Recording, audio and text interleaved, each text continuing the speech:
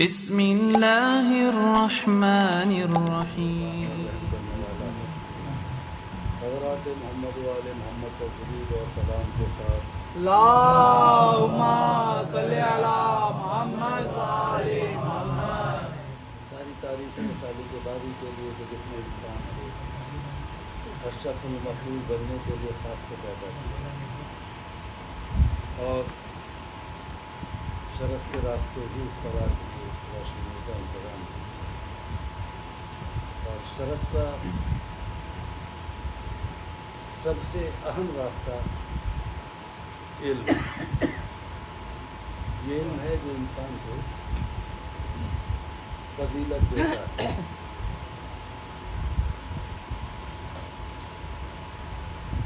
رات کہاں تک پہنچے تھے ہم کہ علم کی جو تین قسمیں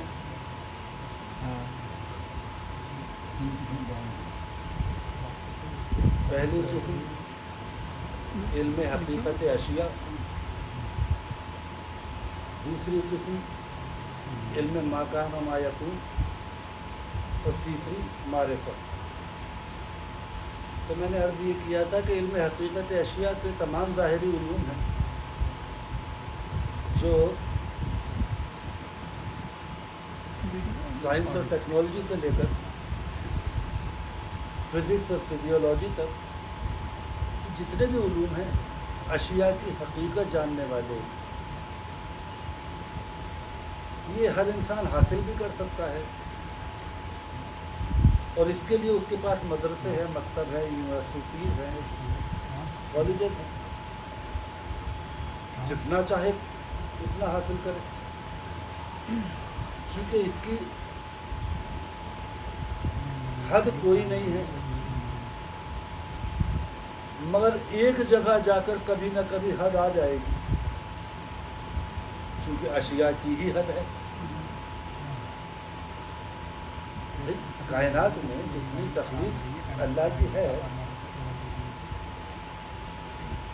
اگر آپ کے علم میں کروڑ 2 کروڑ 4 کروڑ 8 کروڑ اشیاء ہیں تو ابھی کتنی ایسی ہیں کہ جو آپ کے علم میں بھی نہیں ہیں۔ مثلا آج سے 200 سال قبل کوئی جانتا بھی نہیں تھا کہ بیکٹیریا ہوتا ہے کوئی۔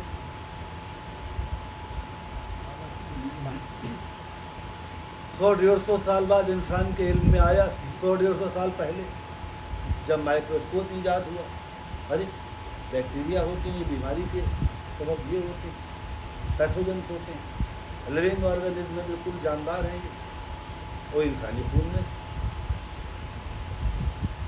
اب انسان نے کہا کہ میں نے شاید بیماریوں کی ایٹیولوجی اور کازز تمام جان لیے، اب میں تمام بیماریوں کا حل اور علاج ڈھونڈوں گا۔ پتہ چلا کہ بہت ساری بیماریاں ایسی ہیں کہ ابھی بھی نہیں۔ اب کیا ہے، بہت زمانے بعد، آج سے کوئی 50-60 سال قبل جب مائکروسکوپ ایجاد ہوا، نہیں مائکروسکوپ تو ایجاد ہو چکا تھا، مائکروسکوپ میں الیکٹرانک مائکروسکوپ ایجاد ہوا جو عام مائکروسکوپ کے مقابلے میں 1000 گنا زیادہ میگنیفائی کرتا تھا، یعنی بال کے 1000ویں حصے کو دکھا سکتا تھا۔ تو پتہ چلا کہ بیکٹیریا سے چھوٹی ایک اور جاندار پڑی گئی، وہ تو وائرس ہے۔ اب کل کو اب الیکٹران مائکروسکوپ اور زیادہ میگنیفائی کر سکا، بڑا کر کے دکھا سکا، تو ہو سکتا ہے اس سے زیادہ باریک مخلوق کا پتہ چل سکے، مگر ایک جگہ جا کر کبھی نہ کبھی یہ ختم ہو جانا ہے سلسلہ۔ اب انسان یہ سمجھے کہ یہ علم میرے پاس ہے اور میں مکتبوں سے حاصل کر لوں گا، تو میں نے کہا نا اس میں تدریج ہوتی ہے، درسی جتنا بھی تدریسی علم ہے اس میں تدریج ہوتی ہے، جتنا آج ہے کل اس سے آگے، یہ ہر انسان کے پاس ہے اور وہ چاہے تو حاصل کر سکتا ہے، مگر ایک جگہ جا کر ختم ہو جائے گا، پھر اگلے وقتوں میں آ کے کچھ نئی تحقیقات سامنے آئیں تو شاید علم بڑھے۔ یہ محمد و آل محمد کے پاس بھی ہے،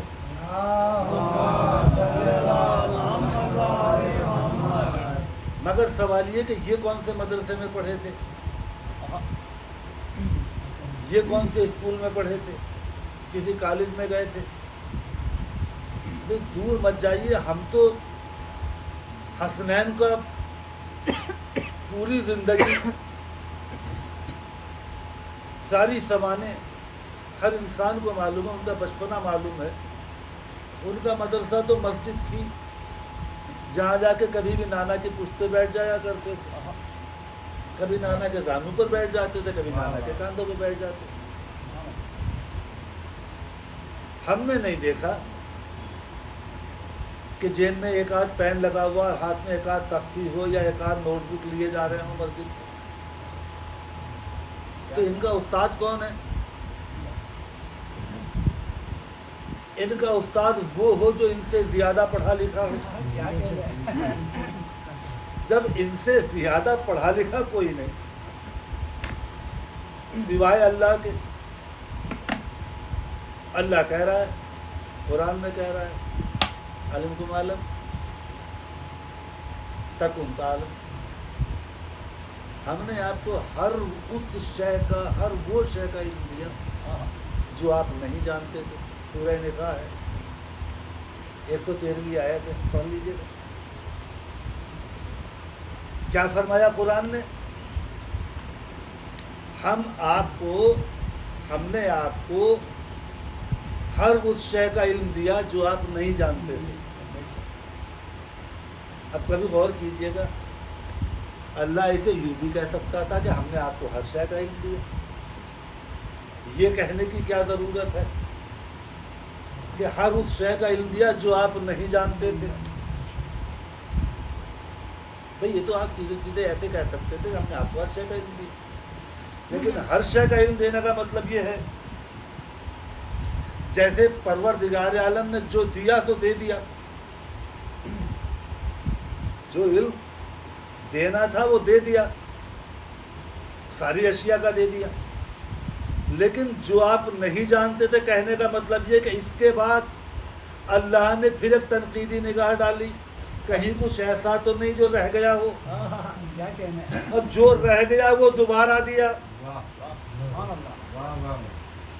ارے بھائی ایک شاعر شعر کہتا ہے، پورا قصیدہ کہہ لیا، اس کے بعد اس پہ نظر ثانی کرتا ہے، اس مصرے کو اگر ایسے کہہ دیا جائے تو اور خوبصورت ہوگا، اچھا اس میں یہ قافیہ رہ گیا، اس کو ایسے استعمال کیا جائے تو اور فائدہ اچھا ہو جائے گا۔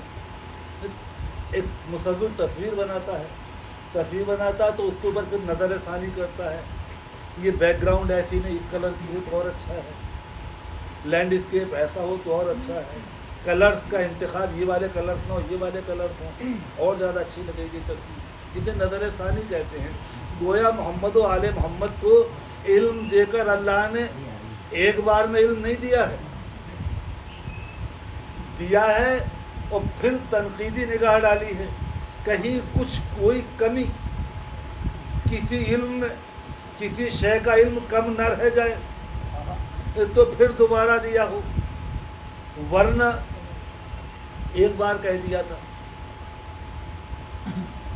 علم القرآن وخلق الانسان، پہلے انہیں قرآن دیا، پورا قرآن پڑھا دیا، اس کے بعد انہیں خلق کیا، ہو گیا۔ تو اب یہ کہنے کی کیا ضرورت ہے کہ جو آپ نہیں جانتے تھے، ہر اس شے کا علم آپ کو دیا جو آپ نہیں جانتے تھے، جسے قرآن دے دیا، اس کے بعد بچا کیا پھر نہ جاننے میں؟ ہے نا الجھن والی بات؟ کبھی غور کیجیے گا قرآن کے مسائل پر۔ جب قرآن دے دیا تو قرآن کے بعد تو کچھ بچا ہی نہیں جاننے کو، ہر شے آپ جان گئے، ہے نا؟ اس کا مطلب یہ ہوا کہ اللہ نے قرآن دے کر انہیں پورا قرآن ان کے سینے پر اتار کر اس کے بعد تنقیدی نگاہ سے جائزہ ضرور لیا ہے اور دیکھ لیا، تب اس کے بعد بڑے یقین سے قرآن کہتا ہے کہ ہم نے آپ کو ہر اس شے کا علم دیا جو آپ نہیں جانتے، ورنہ تو سیدھے سیدھے کہتا کہ ہے ہر شے کا علم دیا۔ یہ کہنا اس بات کی دلیل ہے کہ اللہ نے محمد و آل محمد کو خلق کیا ہے اور اس کے بعد تنقیدی نگاہ کے ساتھ گزار کر خلق کیا۔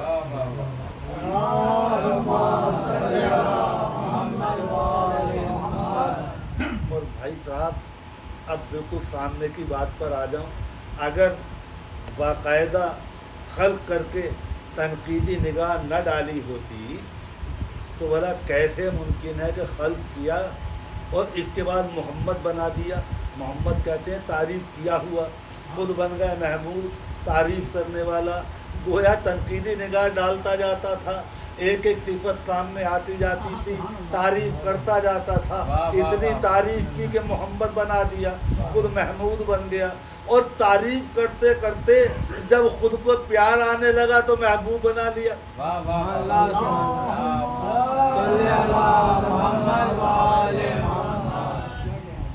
تنقیدی نگاہ سے دیکھا اور جب ہر صفت کو کمال پر دیکھا تو پیار آنے لگا، محبوب بنا دیا۔ یہ ہے صاحب علم محمد و آل محمد۔ اب یہ ان کے پاس وحی ہے، ہمارے پاس تدریسی ہے۔ ان کے سینے پر قرآن اترا ہے، ہمارے لیے قرآن اترا ہے۔ ان کے سینے پر اترا ہے، ہمارے لیے اترا ہے۔ ان کو قرآن بنا کر بھیجا ہے، ہمیں پڑھانے کے لیے بھیجا ہے۔ دعویٰ ہمیں یہ ہے کہ ہم ان جیسے ہیں یا وہ ہم جیسے ہیں۔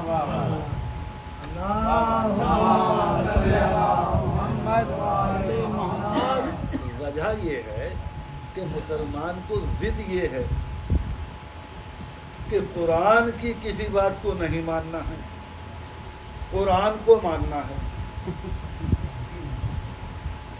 قرآن کو بہت ماننا ہے، قرآن کی نہیں ماننا ہے۔ جو قرآن کہے وہ ہم مان کر نہیں دیتے۔ کیوں نہیں مان کے دیتے؟ ہماری کتابوں میں لکھا ہے، ہماری کتابوں میں جانے کیا کیا لکھا ہے، رسول بے پڑھے لکھے تھے۔ اب قرآن لاکھ کہے کہ یعلمہ الکتاب والحکمہ، ہم نے آپ کو پڑھانے کے لیے بھیجا ہے، مگر ہماری کتاب میں لکھا ہے کہ بے پڑھے لکھے تھے، تو ہم آیت خوب ہل ہل کے پڑھیں گے، خوب ہل ہل کے حفظ کریں گے، مگر وہ آیت ہے وہ فال نکالنے کے کام آئے گی، کئی تعویذ بنانے کے کام آئے گی؟ بات اپنی کتاب کی مانیں گے کہ بے پڑھے لکھے تھے، پڑھے لکھے نہیں تھے۔ ایسے ہی جیسے آپ نے فرمایا ابھی، کیا فرمایا کہ اللہ تو بڑا رحیم ہے، کیا پتا کب کسی معاف کر دے۔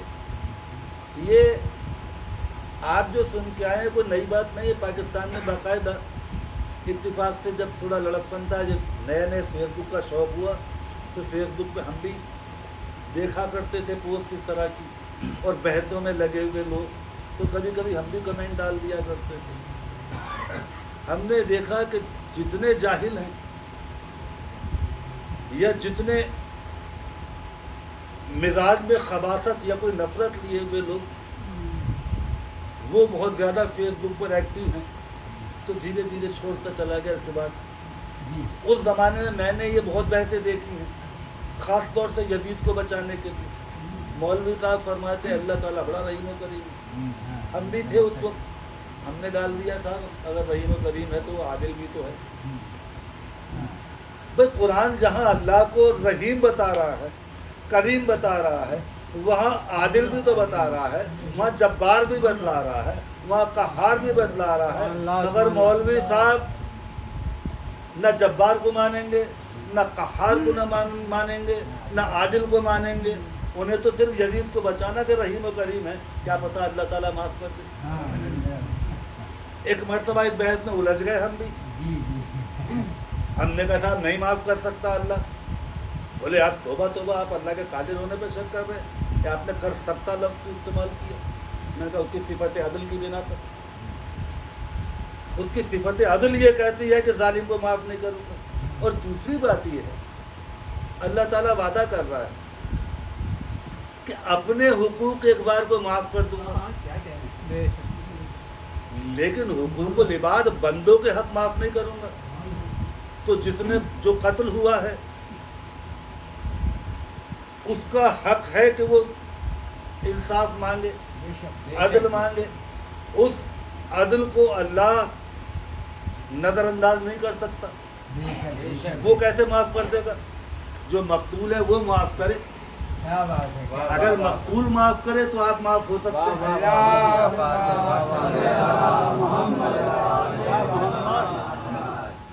اللہ تعالیٰ کیسے معاف کر دیں گے؟ نئی تعویل سنیے، کہنے لگے حسین تو خود بڑے کریم ہیں، اگر حسین نے معاف کر دیا تو آپ لوگ جو لعنت بھیجتے ہیں کیا حشر ہوگا آپ کا؟ میں نے کہا سرکار آپ کی زبان سے حسین کے لیے کریم کا لفظ سنا بڑا اچھا لگا،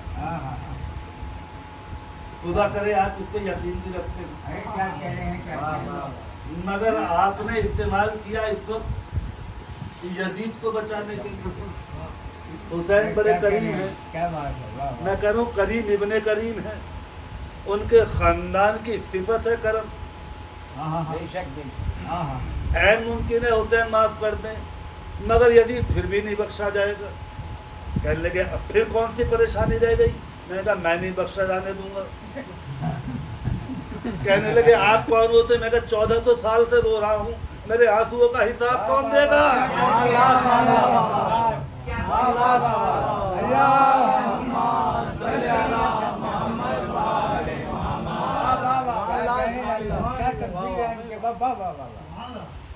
سب بھی معاف کر دیں تو میں نہیں معاف ہونے دوں گا، اس لیے کہ 14 سال سے میں رویا ہوں اور میرے آنسوؤں کا یہ حق ہے کہ پروردگار میرے آنسوؤں کا انصاف کرے۔ میرے آنسو معاف نہیں ہونے دیں گے۔ تو کتنے کروڑ کتنے ارب لوگ حسین پر رو رہے ہیں، حسین معاف کر دیں گے مگر یہ کروڑوں اربوں آنسو یزید کو غرق کر دیں گے اور لے جا کے وہی ڈالیں گے جہاں اس کی جگہ ہے۔ وہ صاحب فیس بک سے مجھے بلاک کر کے بھاگ گئے۔ کیا بات ہے ڈاکٹر صاحب، کیا بات ہے۔ تو جناب اللہ تعالیٰ بڑا رحیم و کریم ہے مگر اللہ تعالیٰ عادل ہے، وہ ہر کام عدل کے ساتھ کرتا ہے۔ یہ محمد و آل محمد کو بلا وجہ سارا علم نہیں دے دیا ہے، یہ بھی تقاضا عدل ہے۔ تقاضا عدل یہ ہے کہ کم سے کم اسکول میں پڑھانے والے ٹیچر کو وہ کتاب ضرور پوری طرح سے ازبر ہونی چاہیے، وہ سبجیکٹ اس سبجیکٹ پر اتنی اتھارٹی ٹیچر کو ہونی چاہیے جو سبجیکٹ وہ بچوں کو پڑھانے جا رہا ہے۔ مثال کے طور پر وہاں سے چلا ڈسپینسری سے کتاب مجلس پڑھنی ہے مجھے، یہاں آ کے بیٹھ گیا۔ یہ مجلس پڑھنے کا حق تب تک نہیں ہے مجھے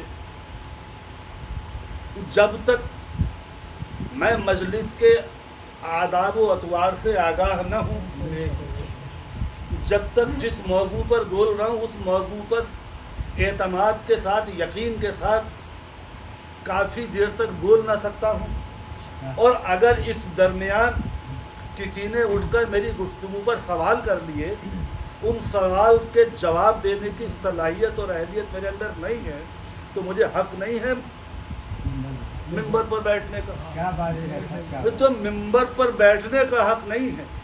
اب یہ کوئی رعایت کی بات نہیں ہے کہ نسیم الظفر آ گئے بھائی ڈاکٹر صاحب میں آ جاؤ اور مجلس پڑھوا لو۔ میں یہاں دعوت کھانے نہیں آیا ہوں، میں آیا ہوں مجلس پڑھنے کے لیے۔ تو میرا پورا انحصار اس گھر سے اس وقت مجلس کا ہے اور تعلق۔ تو مجلس کے سلسلے میں کوئی بھی سوال اگر یہاں نہیں باہر سڑک پر بھی نکل کر کوئی باہر کھڑا ہوا سننے والا مجھ سے سوال کرے تو اس کا جواب دینے کی اگر اہلیت میرے اندر نہیں ہے تو مجھے مجلس پڑھنے کا حق نہیں ہے۔ کمال کی بات یہ ہے ایک چھوٹی سی مجلس پڑھنے کا حق نسیم الظفر کو نہیں ہے، وہ پوری کائنات کو یعلمہ الکتاب والحکمہ، کتاب اور حکمت کی تعلیم دینے والے پڑھے لکھے نہ تھے۔ یہ تقاضۂ عدل ہے، یہ تقاضۂ عدل ہے کہ جنہیں قرآن دے کر بھیج رہا ہے اللہ انہیں قرآن کے ایک ایک نقطے ایک ایک زیر و زبر پر اتنا علم دے کر بھیجے کہ کبھی کسی سوال کے جواب میں یہ نہ کہیں کہ کل بتاؤں گا، کسی زبان میں ان سے سوال کر دو، کسی زبان کو سن کے یہ نہ کہیں کہ یہ زبان سمجھ میں نہیں آ رہی۔ اس لیے کہ یہ خالی ہندوستان کو سمجھانے نہیں آئے تھے، خالی عرب کو سمجھانے نہیں آئے تھے۔ اگر ایک آدھ جگہ کو سمجھانے آئے تو ایک آدھ بولی کافی ہے ان کے لیے۔ جب پوری کائنات کو سمجھانے آئے تھے تو کائنات میں جو زبان جہاں بولی جاتی ہے ہر زبان کا علم انہیں عطا کرنا ضروری ہے۔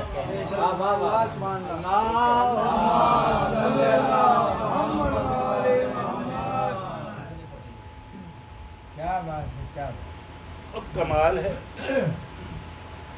بار بار سوال نہیں آ جاتا، پڑھے لکھے نہیں تھے۔ قرآن کہہ رہا ہے کہ ہم نے آپ کو ہر اس شے کا علم دیا جو آپ نہیں جانتے تھے، یعنی جاننے والی بات ختم کر دو، جو انسان جان سکتا ہے اس کا علم تو انہیں تھا ہی، لیکن جو بشری حیثیت سے واقعی کی یہ نیا لفظ آپ نے بول دیا، تو بشری حیثیت سے جن چیزوں کا یہ امکان ہو کہ یہ شاید نہ جانی جائے اس کا علم بھی آپ کو ہے۔ اور بشری حیثیت سے کیا مطلب؟ آپ کی حیثیتیں ہیں دو، آج بس اسی نقطے پہ ختم کروں گا گفتگو۔ آپ کی حیثیتیں ہیں دو، ایک حیثیت وہ ہے جو اس ظاہری دنیا میں 63 سال لوگوں کی نگاہ میں رہی، جس میں آپ پیدا بھی ہوئے، انتقال بھی فرمایا، آپ کے والدین بھی تھے، آپ کے ساتھ بچپن گزارنے والے لوگ بھی موجود ہیں، ہے نا؟ یہ آپ کا ظاہری عالم ظاہری کا زندگی ہے، سمجھ لیجیے۔ اس سے پہلے کی زندگی جب وہ نبی تھے، کب نبی تھے؟ جب آدم آب و گل کے درمیان سے گزر رہے تھے، اس وقت بھی آپ نبوت فرما رہے تھے۔ وہ نبوت تھی عالم انوار میں، عالم نور میں، یعنی آپ کی دو حیثیتیں ہیں، ایک نوری ایک ظاہری۔ نور اور ظاہر، نور اور بشر کا مسئلہ ہی حل ہوا جاتا ہے۔ اگر وہ اول تھے تو عالم نور میں رسول تھے، اب وہ ظاہر سے چلے گئے، عالم نور میں پھر رسالت کر رہے ہیں۔ اور اگر نہ کر رہے ہوتے تو دنیا یہ کہتی محمد اللہ کے رسول تھے، آج تک کلمہ کہتا محمد اللہ کے رسول ہیں، رسالت جاری ہے، وہ عالم ظاہر میں نہیں ہے، عالم نور میں جاری ہے۔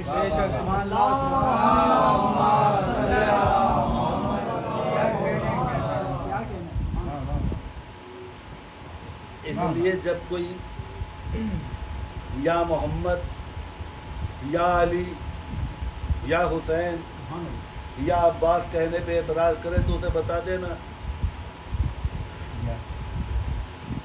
کیا اعتراض کرتے؟ مرے پیچھے مٹی ہو گئے معاذ اللہ، اب کیوں پکارتے ہو؟ تو ان سے کہہ دینا کہ تم سے زیادہ تاریخ ہم نے پڑھی ہے،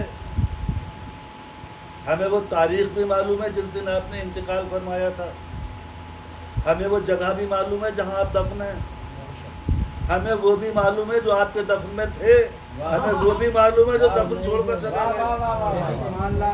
ہم سے زیادہ نہیں جانتے ہو تاریخ، ہم جانتے ہیں کہ عالم ظاہر سے چلے گئے، عالم ظاہر میں وہ دنیا سے چلے گئے، مگر جب ہم یا محمد کہتے تو عالم ظاہر میں آواز نہیں دیتے، ہم انہیں عالم انوار میں آواز دیتے ہیں، ہم اس محمد کو آواز دیتے ہیں۔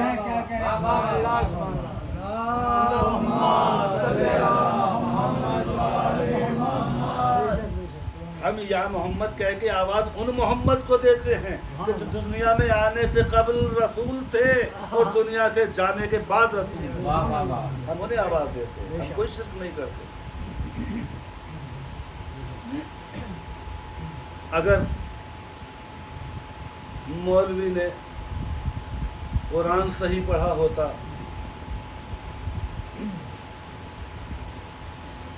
تو خدا کی قسم نہ کربلا ہوتی، نہ آل محمد تکلیفوں سے گزرتے۔ ہم نے تو رسول کے زمانے میں بھی تو کچھ لوگ مولوی صاحب تھے، کئی مولوی صاحب تھے، اور رسول کے بعد تو بہت تیزی سے مولوی پیدا ہونے شروع ہوئے، اور خود حسین کے قتل پر 600 مولوی صاحبوں کے دستخط ہیں فتوے پر۔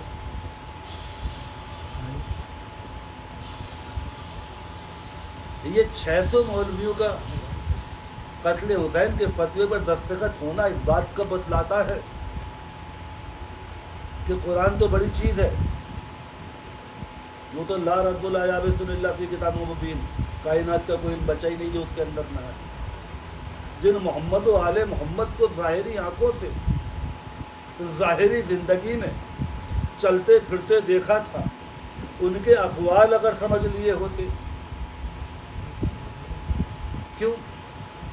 کیا اس امت نے رسول کی زبان سے نہیں سنا تھا حسین منی اولا من الحسین؟ کیا اس رسول کی زبان سے اس امت نے نہیں سنا تھا کہ الحسن والحسین سیدہ شباب اہل الجنہ؟ کیا آنکھوں سے نہیں دیکھا تھا کہ حسین پشت پر ہے اور سجدے کو طول دے رہے ہیں؟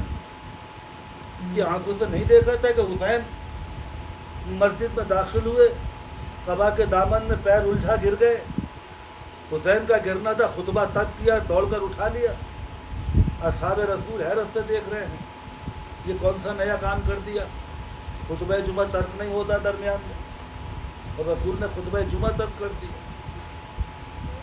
اب لوگ حیرت سے دیکھ رہے ہیں، لوگوں کے ذہن پڑھنے والا رسول، اس نے فوراً محسوس کر لیا کہ اصحاب حیرت سے دیکھ رہے ہیں کہ جمعے کے خطبے کو ترک کر دیا حسین کی خاطر۔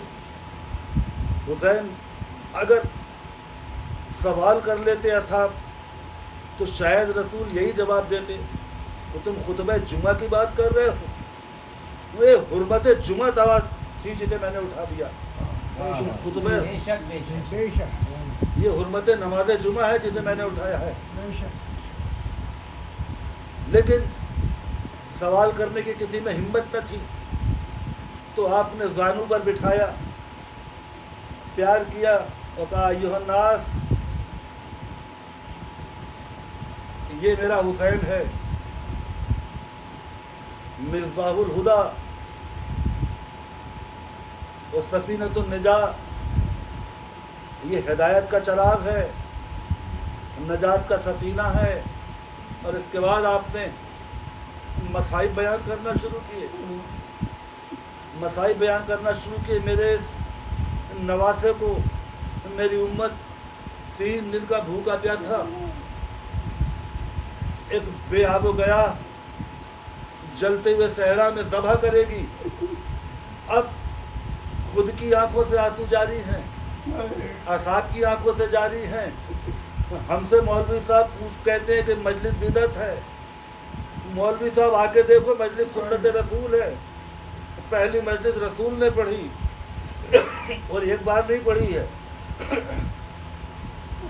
پیدائش کے وقت جا کر گود میں لیا حسین کو، جبریل نے آ کر خبر دی اور رونے لگے۔ فاطمہ نے پوچھا بابا روتے کیوں ہیں؟ بتایا تیرا بیٹا ذبح کیا جائے گا. اب فاطمہ بھی رو رہی ہے, علی بھی رو رہے ہیں, خود بھی رو رہے ہیں, ایک بار نہیں روئے ہیں. ام سلمہ کو ایک مٹھی خاک دی, ام سلمہ اسے محفوظ کر دینا شیشے میں, جب یہ خون ہو جائے تو سمجھ لینا میرا حسین کربلا کے میدان میں شہید کر دیا گیا. ایک تو مجلس پڑھی ہے حسین نے, رسول نے اتنی مجلسیں پڑھی ہیں. ہم سے یہ نہ کہنا کہ مجلس بدعت ہے, ہم نے تاریخ بہت پڑھی ہے. یہ وہ حسین ہے جسے رسول نے بڑے نازوں سے پالا اور بڑے فخر سے امت کے سامنے پیش کیا تھا. اس حسین کو امت نے اس قدر ظلم اور جبر کے ساتھ کربلا کے میدان میں بھوکا پیاسا شہید کیا. یہ تاریخ کہتی ہے خاندانی دشمنی تھی بنی امیہ بنو ہاشم میں. خاندانی دشمنیاں بھی ایسی نہیں ہوتی ہیں جس انداز کی دشمنی حسین کے ساتھ نکالی گئی. خاندانی دشمنیوں میں آمنے سامنے کی لڑائیاں ہوتی ہیں اور لڑائیوں کے بعد لاشوں پر گھوڑے نہیں دوڑائے جایا کرتے. لڑائی ختم ہونے کے بعد مرنے والے کے مقتولین کو رسیوں میں باندھ کر بازاروں میں درباروں میں نہیں گھمایا جاتا. لڑائی ختم ہونے کے بعد مرنے والے کے یتیموں کو, یہ تو اسلام میں بھی ہے کہ یتیم کے سر پہ ہاتھ رکھو جا کر دلاسا دے, لیکن حسین کے یتیم اس لائق بھی نہ تھے کہ ان کے سر پر دلاسے کا ہاتھ رکھ دیا جاتا. حسین کی سب سے زیادہ چہیتی بچی جس کو سکینہ کہتے ہیں, جس کی عزا کا یہ ہفتہ چل رہا ہے, ایام عزائے سکینہ ہی کہلاتے ہیں. 13 صفر کو قید خانے کے اندر اس بچی نے انتقال کیا. وہ بچی 4 سال کی بچی, اس نے اس دنیا میں کچھ نہیں دیکھا تھا. وہ پیدل بھی چلنا نہیں جانتی تھی, اس لیے کہ اس کی پرورش اس انداز سے ہوئی تھی کہ حسین کو اتنی عزیز تھی وہ کہ ہر شب سینے پر سلاتے تھے. چچا کو اتنی عزیز تھی کہ وہ چچا کے کاندھوں پر کھیلتی تھی. پھوپھیوں کو اتنی عزیز تھی کہ زینب و ام کلثوم کی گود سے نہیں اترتی تھی. اس بچی نے جب یتیم ہونے کے بعد پھوپھیوں کی گود دیکھی, باپ کا سینہ چھن گیا, چچا کے کاندھے چھن گئے, تو یہ بچی بڑی پریشان, بڑی حیران تھی دنیا کا یہ روپ دیکھ کر. اس نے یہ روپ کبھی نہیں دیکھا تھا. اب خود سمجھ لیجیے یہ بچی کتنی سہمی ہوئی ہوگی کہ جس کو یتیم ہونے کے بعد گالوں پر تماچے لگے ہوں, جس کے کانوں سے کھینچ کر بالیاں نکالی گئی ہوں, جس کے کرتے کا دامن آگ میں جلا ہو. وہ بچی کتنی سہمی ہوئی ہوگی. یہ بچی کچھ بولتی نہیں تھی, بس کربلا سے شام تک سفر میں کہیں کہیں بابا کو آواز دیتی تھی. پھوپھیاں اسے سمجھانے کی کوشش کرتی, بیٹا بابا اب نہیں آئیں گے, صبر کرو. تو چچا کو آواز دینے لگتی, کبھی بابا کو یاد کر کے روتی, کبھی چچا کو یاد کر کے روتی. اب بس جب باپ کو چچا کو یاد کرتی تو بدلے میں شمر کے اور خولی کے تازیانے کمر پر لگتے.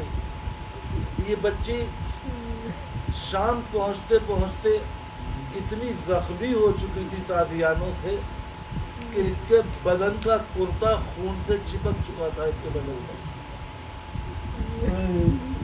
اوپر سے بچی کو سفر کی عادت نہیں تھی, بار بار مچلتی, پھوپھی اماں میرے بابا کب آئیں گے. اب اس کی سمجھ میں نہیں آتا تھا کہ بابا کا دنیا سے چلا جانا کیا ہوتا ہے. मासूम बच्ची बार बार जिद करती, अम्मा बाबा कब आएंगे, मचल के ऊँट से गिर जाती। जब कई मरतबा गिरी तो शिविर ने उसका इलाज ये किया कि बच्ची को एक ऊँट की पीठ पर सीने के बल लिटाकर रस्सी से बांध दिया। अब जब ऊँट ने सफर किया तो ऊँट का कोहान आगे पीछे चलता है, बच्ची के सीने का गोश्त ऊँट के कोहान की रगड़ से छिलकर जख्म में तब्दील हो गया। अब इस बच्ची को लगातार बुखार रहता था, जख्म में मवाद था, खून था, न कोई मरहम था, न इलाज था। बच्ची इलाज पर आमादा भी नहीं थी, इसलिए कि फातिमा की पोती कोई करीबन आकर जख्म देख नहीं सकता।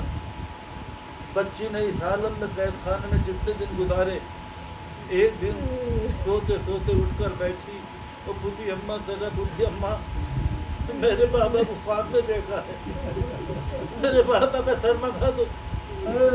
अब ज़ैनब ने लाख समझाया, बच्ची का रोना बढ़ता गया, बच्ची मचलती गई।